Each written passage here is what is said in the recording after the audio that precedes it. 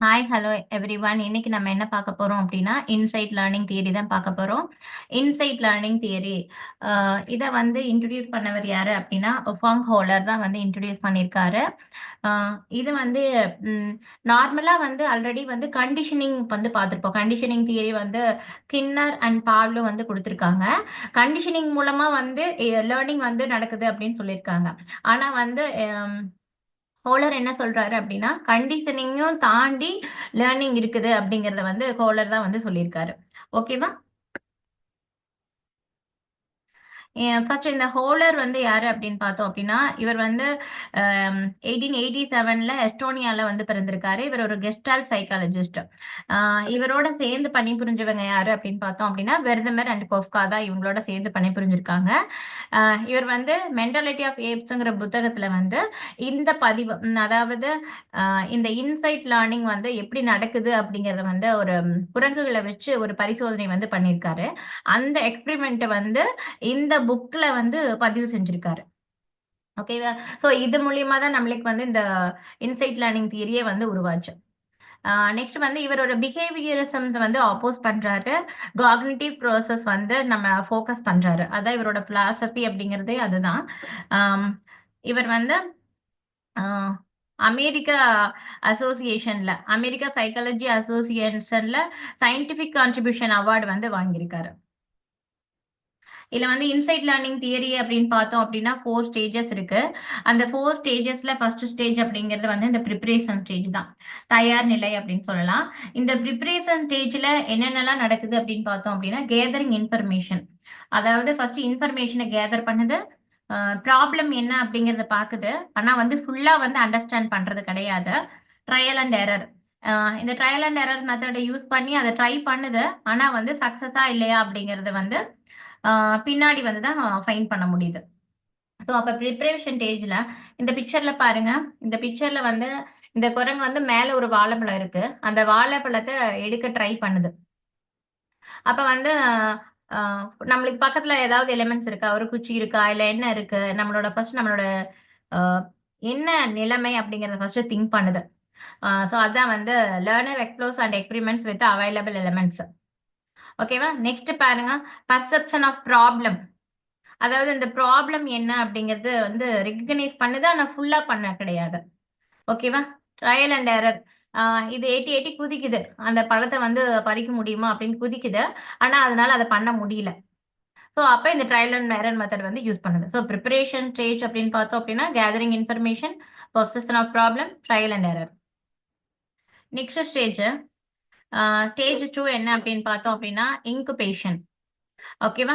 Incubation அப்படின்னா நம்மளோட இது எப்ப நடக்குது அப்படின்னா இன்ஆக்டிவ் பீரியட். இன்ஆக்டிவிட்டியா இருக்கும் போதுதான்.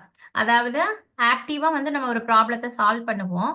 ஆனா ப்ராப்ளத்தையே சால்வ் பண்ணாம நம்ம ஒரு பிரேக் விடுறோம் அப்படின்னா அதுதான் இன்ஆக்டிவிட்டி பீரியட். இப்ப இந்த பிக்சர்ல பாருங்க.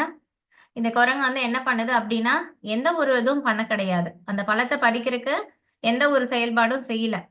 சும்மா ஜஸ்ட் இருக்கு, உட்கார்ந்துருக்கு. அப்ப பிரேக் விட்டுருக்கு. ப்ராப்ளம் சால்வ் பண்றதுக்கா பிரேக் வந்து விட்டுருக்கு. நெக்ஸ்ட் பாருங்க. Unconscious processing. அதாவது நம்மளோட அன்கான்சியஸ் மைண்ட்ல அதை பத்தி திங்க் பண்ணோம். ஆனா வந்து கான்சியஸா ஏதாவது எஃபோர்ட் எடுக்கிறோமா அப்படின்னா எதுவும் கிடையாது. அதான் அது அன்கான்சியஸ் மைண்ட்ல அந்த திங்கிங் ஓடிட்டு இருக்கு. ஆனா கான்சியஸா எதுவும் பண்ணல. No direction, direct action. Learner வந்து appears disengage but cognitive work continues. அதாவது அந்த ப்ராப்ளத்துல என்கேஜ் பண்ண கிடையாது. ஆனா வந்து காக்னிட்டிவ் ஒர்க் வந்து அதனோட மைண்டுக்குள்ள நடந்துட்டே தான் இருக்கு. இதான் வந்து இன்குபேஷன். இன்குபேஷன்ல அந்த ப்ராப்ளத்தை பத்தி அன்கான்சியஸ் மைண்ட்ல ப்ராசஸ் நடக்குது. ஆனா காக்னிட்டிவ் ப்ராசஸ் நடக்குது. ஆனா டைரக்டா எந்த ஒரு செயல்பாடும் செய்யல அப்படிங்கறது தான் வந்து இந்த ஸ்டேஜ் 2 இன்குபேஷன். ஓகேவா? நெக்ஸ்ட் ஸ்டேஜ் 3 அப்படிங்கிறது வந்து இன்சைட். த ஆஹா மூமெண்ட். இந்த ஆஹா மொமெண்ட்ல பாருங்க. இந்த பல்ப் எரியறது தான் வந்து ஐடியா தோன்றது. உள்ளொளி தோன்றுதல் அப்படின்னு சொல்லுவாங்க இந்த இன்சைட் ஸ்டேஜ் 3.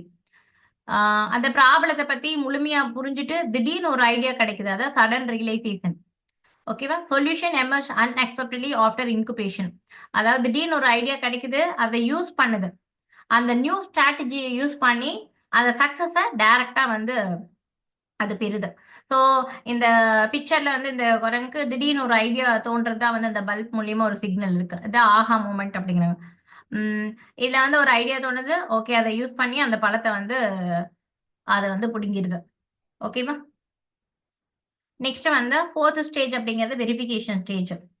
வெரிஃபிகேஷன் ஸ்டேஜ்ல நம்மளுக்கு ஆல்ரெடி இன்குபேஷன்ல நம்ம ஒரு ஒரு ஐடியா தோணி இருக்கும், அது இன்சைட்ல தோணி இருக்கும். அதை யூஸ் பண்ணி தான் நம்மளுக்கு அந்த ரிசல்ட் கிடைச்சிருக்கும்.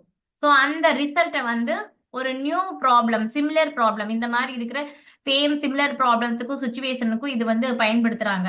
இதுக்கு என்ன கிடைக்குது அப்படின்னா, சக்சஸ் கிடைக்குது அப்படின்னா, ஸோ இந்த இன்சைட்டை யூஸ் பண்றாங்க. இந்த இன்சைட்டை யூஸ் பண்ணி நம்மளுக்கு எதுலாம் யூஸ் பண்ணலாம் அப்படிங்கறத வந்து ஜெனரலைஸ் பண்றாங்க. அவ்வளவுதான். ஸோ வந்து இதுல வந்து 4 ஸ்டேஜஸ் வந்து இருக்குது. ஃபர்ஸ்ட் வந்து ப்ரிப்பரேஷன் ஸ்டேஜ். கோலர் இன்சைட் லேர்னிங் தியரி அப்படின்னாலே 4 ஸ்டேஜஸ் தான்.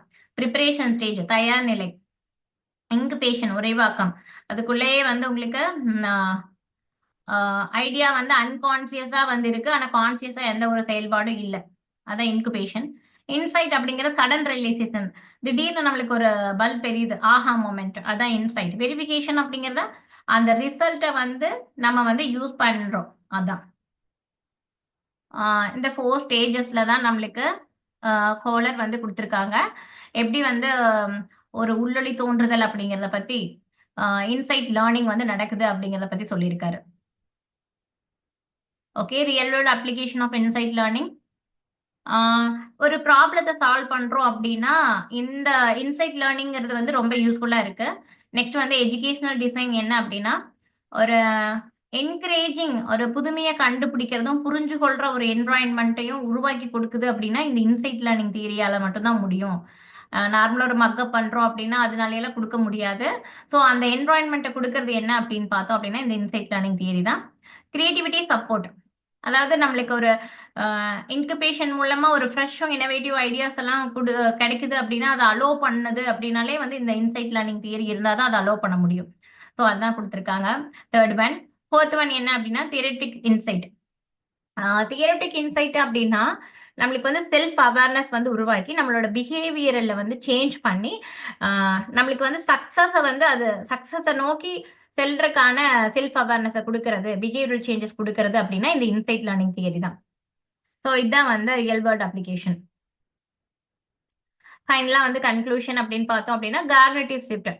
ஜென்ரலாக வந்து சைக்காலஜியில வந்து ஒரு பிஹேவியர்ஸ் பேஸ் பண்ணி தான் வந்து தியரிஸ் எல்லாம் இருந்துட்டு இருந்தது. அதுல இருந்து நம்மளுக்கு வந்து ஒரு அண்டர்ஸ்டாண்டிங் பேஸ் பண்ணி போறது அப்படின்னு பார்த்தோம்னா இந்த கோலர் இன்சைட் லேர்னிங் தியரி மூலமா தான் போயிருக்கோம். ஸோ அதான் காக்னிட்டிவ் ஷிஃப்ட்.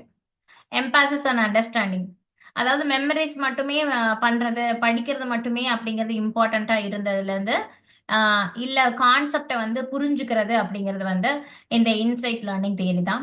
நெக்ஸ்ட் இந்த காலகட்டத்திலையும், இந்த ஏஐ இருக்கிற காலகட்டத்திலையுமே கூட இந்த இன்சைட் லேர்னிங் தியரி அப்படிங்கிறது வந்து ரொம்ப இம்பார்ட்டன்ட் தான். இன்சைட் நம்மளுக்குள்ள இருக்கிற உள்ளொளி தோன்றுதல் அப்படிங்கிறது ரொம்ப இம்பார்ட்டன்ட் அப்படின்னு சொல்றாங்க. இனோவேஷன் டிரைவர், அதாவது புதுமை ஊக்கின்னு சொல்லுவாங்க. நம்மளுக்குள்ள இருக்கிற